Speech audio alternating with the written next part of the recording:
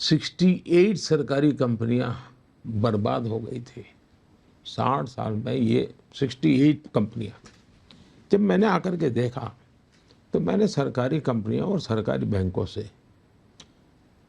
पहला निर्णय किया, कोई पॉलिटिकल इंटरफेरेंस नहीं चलेगा। पॉलिटिकल इंटरवेंशन है, लेकिन पॉलिटिकल इंटरवेंशन होना चाहिए।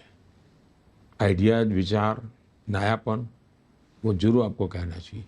यानी परिस्थितियों से भागना नहीं चाहिए, इंटरफेरेंस नहीं होना चाहिए। आप मेरा ये करो, मेरा करो।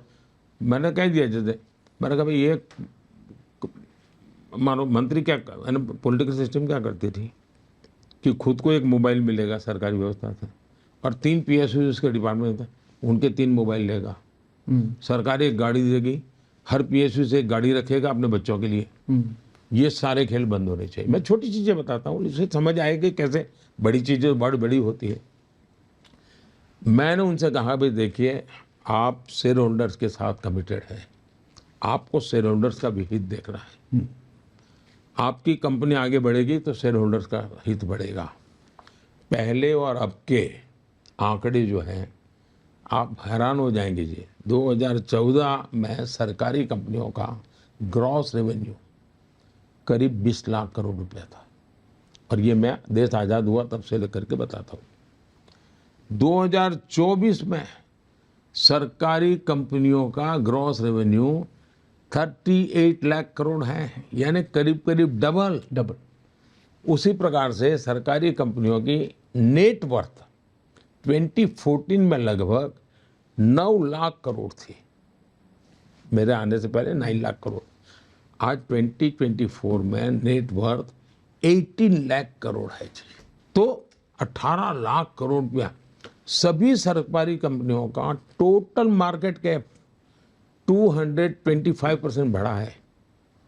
मार्केट कैप 225% बढ़ना, जब दुनिया की इकोनॉमी नीचे जा रही है तब। 2009 टू 2014 इसके शेयर 6% गिर गए थे वैल्यू। आज सरकारी कंपनियों के स्टॉक बहुत बेहतर प्रदर्शन कर रहे हैं, यानी जिसके आप ऐसे ही सरकारी बैंकों का हाल क्या था साहब? फोन बैंकिंग घोटाले की वजह से सरकारी 2008 में तो सबसे ज्यादा हुआ।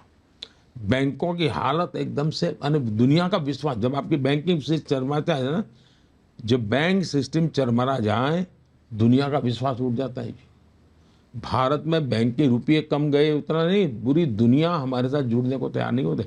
मैं 14 में ये मुसीबत अनुभव करता था।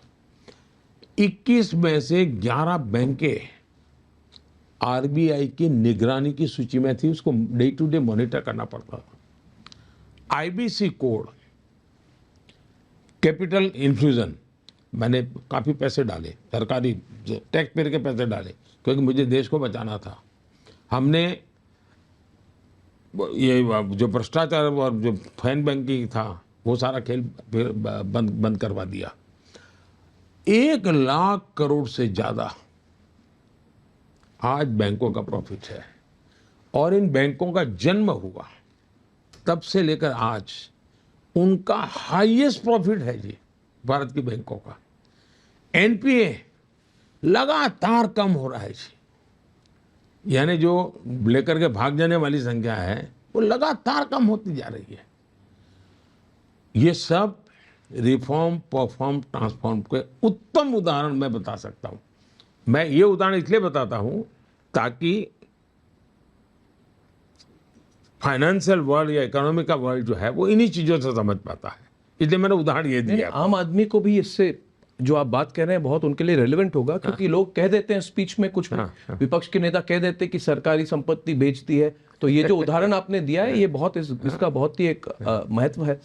प्रधानमंत्री जी, एक मुझे सवाल पूछना है भारत के युवा पीढ़ी के लिए आपसे, क्योंकि अभी 50% से ज़्यादा पॉपुलेशन 25 से नीचे है, 60% से ज़्यादा या 35 से नीचे, उनको कोई अनुभव नहीं है। प्रधानमंत्री जी, ये डेवलपमेंट क्या हुआ है?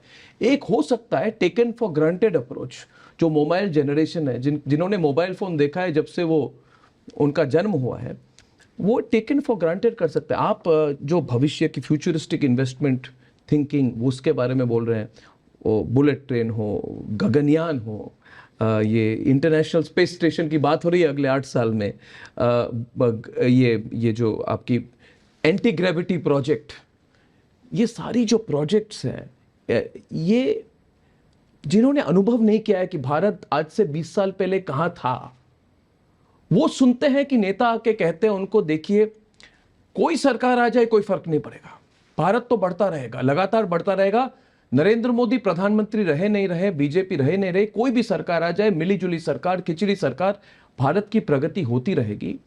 तो मैं चाहता हूं इस पर आप जरा अपने फ्यूचर विजन को लेकर, ताकि कोई भी पीढ़ी टेकन फॉर ग्रांटेड ना करे भारत के डेवलपमेंट को, इसको आप कैसे इसको एक्सप्रेस करना चाहेंगे कि जो फीलिंग है कि कोई भी सरकार आ जाए कुछ फर्क नहीं पड़ने वाला? पहले मैं जी एक जनरल वे में बताता हूँ।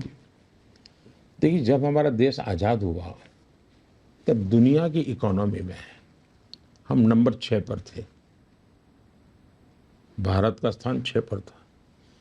हमारे इन महानुभावों ने सरकार ऐसी चलाई, सब बड़े बड़े महान विद्वान लोगों ने, कि हम 11 नंबर पर पहुंच गए।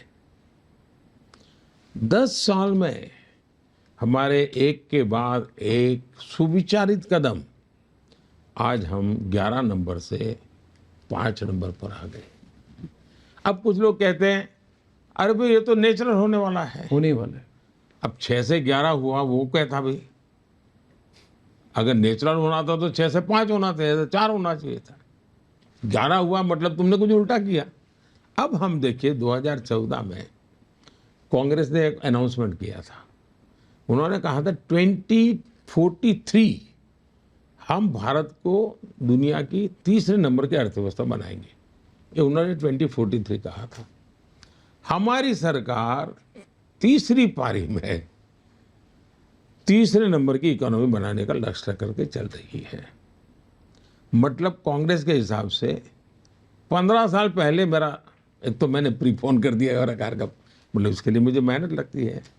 अगर कांग्रेस की स्पीड से चलते तो मुझे लगता है कि तीसरे नंबर की इकोनॉमी आते आते हो सकता है अर्नब का पोता शायद उसको पता समाचार मिलते कि हाँ तीसरे नंबर पहुंचे, ये हाल हो जाता, 2-2 3-3 पीढ़ी मिट जाती जी। और हम इतना, तो देश का नौजवान, उसको पुराना पता नहीं है, लेकिन देश के नौजवान को दुनिया का पता है। देश के नौजवान को अगर चीज़ें मिले तो मानता नहीं है, लेकिन वो एनालिसिस करता है, ये अच्छी निशानी है। और मैं मानता हूं कि देश के, अब जो इस बार फर्स्ट टाइम वोटर है, हाँ, वो 2014 के पहले तो 8 साल का, 10 साल का, 12 साल का था। उसको उस समय के अखबारों में क्या चलता था, भ्रष्टाचार की खबरें क्या होती थी, कानून व्यवस्था के बम ब्लास्ट हो रहे, हर जगह पे बोर्ड लगे रहे, लावारिस चीज़ों को हाथ पर लगाओ, एयरपोर्ट पर बोला जाता लावारिस चीज़ ट्रांजिस्टर बम, लावारिस। आज उसको कुछ ऐसा सुनने को मिलता नहीं। तो ये चीज़ें वो समझता है। और हमने भारत की ग्रोथ को एक प्रकार से 2-2 पीढ़ी एडवांस कर दिया है। मैंने 2-2 पीढ़ी मैंने एडवांस कर दिया है। और मैं मान, जैसा आपने उल्लेख किया, गगनयान की बात हो, बुलेट ट्रेन की बात हो, स्पेस स्टेशन की बात हो, या एयरपोर्ट। अब देखिए भाई, हमें आज भारत के पास करीब सभी मिलाकर के प्राइवेट प्लेन वगैरह सब गिने